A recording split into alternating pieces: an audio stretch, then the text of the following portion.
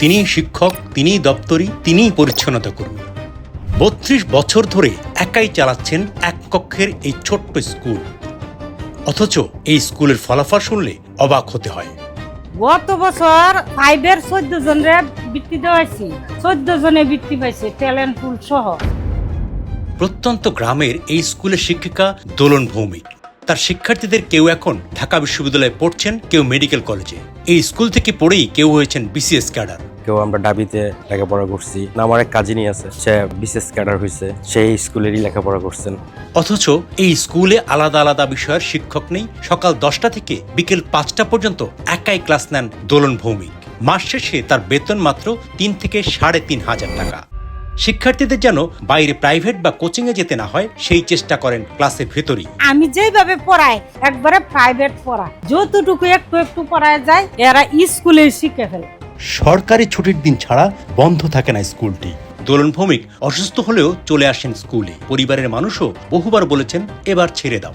আমরা বলতেছি তাকে ছাড়ার জন্য, কিন্তু ও ছাড়তে চায় না, বাড়িতে ভালো লাগে না এবং অসুস্থ হয়ে যায়। তো ও অনেক অসুস্থ থাকলেও স্কুল তার বন্ধ করতে ইচ্ছুক না আর কি। আমরা অনেক বলি, কিন্তু যে স্কুলে জীবনের 32 বছর কাটিয়ে দিয়েছেন, সেটি ছেড়ে যাওয়া তার জন্য এত সহজ নয়। আসলে উনি পড়া অনেক ভালো পড়ান তো, আর আমরাও চাই যে উনি এই এলাকাতেই থাকুক। এখানে একটা স্কুল থাকার জন্য যেন আমাদের এলাকাও এরকম পড়াশোনার মান ভালো হয়। আসলে উনি তো ভালোভাবে পড়ায়, সবাই রাখতে চায় ওনাকে।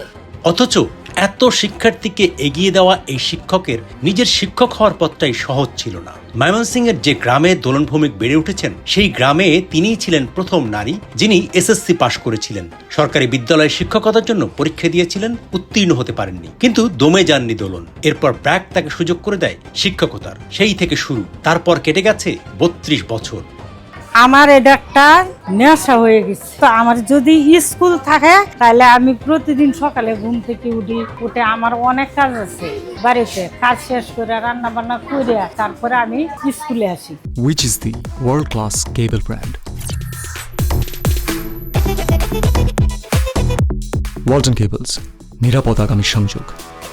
স্কুলে আসলে আমার অনেক ভালো লাগে। আমি 32 বছর যাবত স্কুল মাস্টারি করতেছি। শিক্ষার্থীদের মাসিক বেতন নির্ধারিত 200 টাকা, কিন্তু সবাই প্রতি মাসে সেটুকুও দিতে পারেন না। এমন শিক্ষার্থীও আছে যারা এখানে পড়ছে একেবারে বিনা বেতনে। স্বল্প মূল্যে আমরা পড়ালেখা করাই। ছেলে মেয়েদের বেতনও কেউ 100 টাকাও দেয়, 150 টাকাও দেয়, 200 টাকা এরকম বেতন। আরো রুম করা বা এসি করার মতো আমাদের ক্ষমতা নাই। এই রুমটা এই বাড়ির মালিকের দিচ্ছে, একাই সবকিছু। একাই সবকিছু কথাটা শুধু ক্লাস নেওয়ার ক্ষেত্রে নয়, স্কুল ঘর ঝাড় দেয়া, ধোয়া মোছা, গোছানো সব করেন দোলন নিজেই। অতীতে এলে চা বানিয়ে খাওয়ানোর মানুষটিও তিনি। এক কক্ষের ছোট্ট এই স্কুলে চাকচিক্য নেই, শিক্ষকও একজন, কিন্তু ফলাফলে বছরের পর বছর চমক দেখিয়ে যাচ্ছে বিয়ান্নি মিশু বিদ্যানিকেতন। আমি যখন পড়াশোনা করছি ওই সময় পড়ালেখার মান অনেক ভালো ছিল। প্রতি বছরই এই স্কুল থেকে দেখা যায় 8 থেকে 10 জন, 12 জন, 14 জন এরকম বৃত্তি পাই। একজনই শিক্ষক, আসলে উনি পড়া অনেক ভালো পড়ান তো, আর আমরাও চাই যে উনি এই এলাকাতেই থাকুক। এখানে একটা স্কুল থাকার জন্য যেন আমাদের এলাকাও এরকম পড়াশোনার মান ভালো হয়। উনি তো ভালোভাবে পড়ায়, সবাই রাখতে চায় ওনাকে।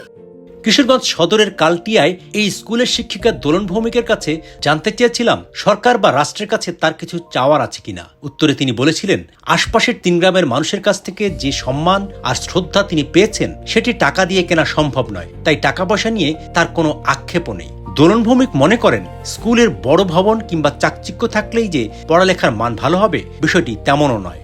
তো লেখাপড়ার মানটা অনেক ভালো। এই জায়গা থেকে প্রত্যেক বছরে যে বৃত্তিগুলো দেওয়া হয়, স্টুডেন্টরা বৃত্তি পায়। আবার লেখাপড়ার মান ভালো বিধে আমাদের গ্রামে দেখতে পারেন আমাদের বিনাট ইউনিয়নের যে চেয়ারম্যান আছেন, চেয়ারম্যানের বাচ্চা এখান থেকে লেখাপড়া করে গেছেন, বা যত প্রভাবশালী বা যত উচ্চবিত্ত যারা আছেন তারাও এখান লেখাপড়া করে। এখানে একজন শিক্ষক আপাই পড়াচ্ছে বাচ্চাদেরকে, সে নিজের মতন করে নিজের সন্তান হিসেবে সার্ভিসটা দিয়ে থাকেন। এখানে মানে কোচিং বাইরে পড়ার লাগে না, এখানে পড়ে শিখে জায়গায় এরকম সুবিধা। স্কুলে আমার বড় ছেলের প্রাইমারি পড়াইছি, সে এখন বিনাটি হাই স্কুলে আছে।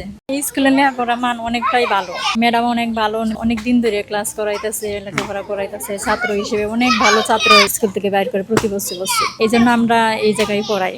অন্যান্য স্কুল তো অনেক সুবিধা থাকে, কিন্তু এখানে তো তেমন কিছু দেখতেছি না।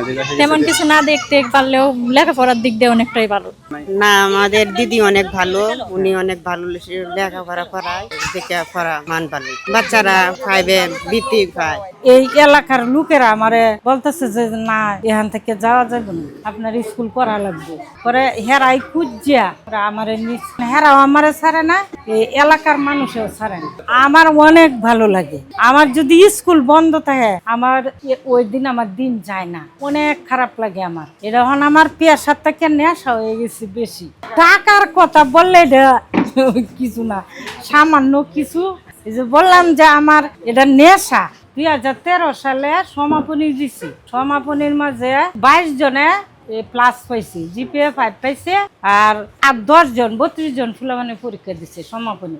গত বছর 5-এর 14 জনরে বৃত্তি দেওয়াইছি, 14 জনে বৃত্তি পাইছে, ট্যালেন্ট ফুল সহ। শুধু খালি আমার পড়াই, কোনো গার্জেনে বাইরে কোনো ফুলাবানরে পড়াইছে। বাচ্চাদের তো কোনো সুবিধা নাই, সরকারি ভাবে তো না, কিছুই নেই, আমরা কিছুই পাই না। গার্জেনরাও আমার জন্য এরকম পাগল, আমিও বাচ্চাদের জন্য এরকম পাগল যে আমার নেশা হইলো যে আমার কাছে যখন ফুলাফান দিচ্ছে ছেলে মেয়েরে, আমি মানুষ করাই দেব। এই যে রিপন, হ্যাঁ তো আমার ছাত্র, রিপনের চাচাতো বোন, হ্যাঁ আমার কাছে পড়ছে, ঢাকা ভার্সিটিতে পড়ছে, বিসিএস ক্যাডার হইছে। এই এলাকার মধ্যে যারা ভার্সিটিতে পড়ে সব আমার স্কুলের, যারা পড়ে গেছে হেরাও আমার জন্য অনেক পাগল। হেরাও ছুটে দৌড়ে আসে দিদির সাথে দেখা করবো, জনে বৃত্তি পাইছে। আয় হ্যাঁ রে, পরের দিন তো আমি স্কুলে আসতে রাস্তায় রাস্তায় সব গার্জেন দৌড়ে আমার পিছনে পিছনে আসতেছে, দিদি এটা কি হইলো, এটা কি হইলো দিদি, বৃত্তি পাইছে অত জনে। আনন্দের ঠেলায় হুসাইনের দাদি এলাই বলতেছে, দিদি আমার মন চাইতেছে আপনারা কুলো নিয়ে আমি নাচি।